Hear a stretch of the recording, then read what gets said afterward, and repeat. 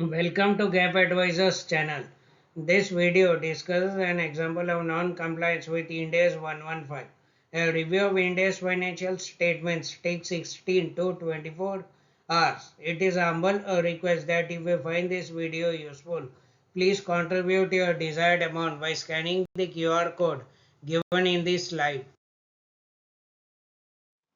A listed company in its published financial statements has presented the note reconciling gross revenue with revenue from contracts with customers. In our view, this disclosure is not in accordance with Ind AS 115. The reason for the same is explained in the next slide.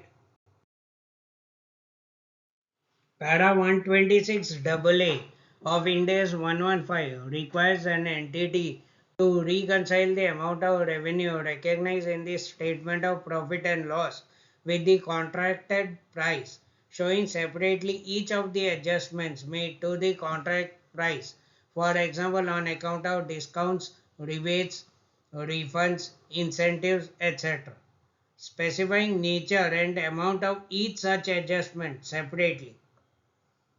The company has reconciled gross revenue with net revenue recognized from contracts with customers. Contracted price is not gross revenue.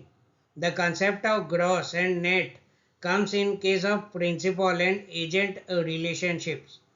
Thus, the company has misled the users of financial statements by reporting higher revenue than permitted by Ind AS 115. Accordingly, the company has not complied with the requirements of Ind AS 115. Thank you so much for watching this video and for your contribution. Hope you found this video useful. If you would like to get your financial statements reviewed by GAAP advisors, you may mail them in PDF in near publishing format to info@gapadvisors.com.